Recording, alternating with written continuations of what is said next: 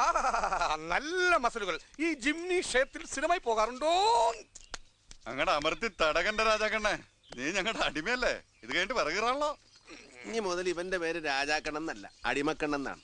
എടാ അടിമക്കണ്ണ, നീ എങ്ങനെയാ ഇവിടെ എത്തിയത്? അതൊരു ദുരന്ത ലവ് സ്റ്റോറിയാണ്. ലവ് സ്റ്റോറിയാ? അതെ, എനിക്കൊരു അമ്മാവന്റെ മകളുണ്ടായിരുന്നു, എന്റെ മുറപ്പെണ്ണ് മഹാലക്ഷ്മി. എനിക്ക് ഈ വിശപ്പിന്റെ അസുഖമുള്ള ആളാണേ. ഒരു ദിവസം അമ്മാവന്റെ വീട്ടിൽ ചെന്ന എനിക്ക് ഇച്ചിരി മീൻ കൂട്ടി ചോറിനൊന്നൊരു ആഗ്രഹം ഉണ്ടായിരുന്നു. എന്റെ ആഗ്രഹം സാധിക്കാൻ വേണ്ടി മാർക്കറ്റിൽ മീൻ വാങ്ങാൻ പോയതാ മഹാലക്ഷ്മി ഒരു തമിഴിലോരിടിച്ച് മരിച്ച്. എന്നിട്ട് എന്ത് ചെയ്യാൻ?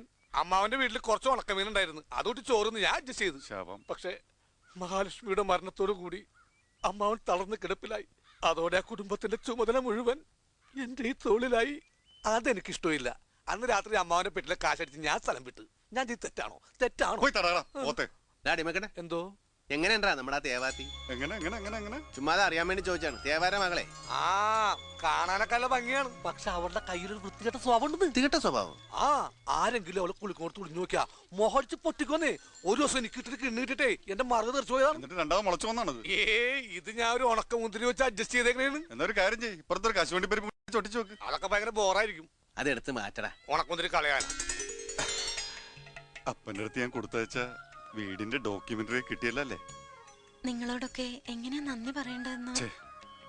താങ്ക് യു ഒക്കെ പറയേണ്ട അന്യരോടല്ലേ? നിങ്ങളൊക്കെ സന്തോഷമായിട്ടിരിക്കാനാ ഞാൻ ഈ പാടൊക്കെ കഴിച്ചത് തന്നെ.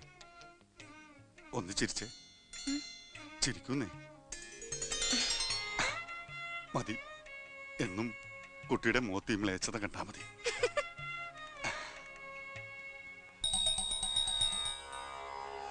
എന്റെ കുലദേവതേ,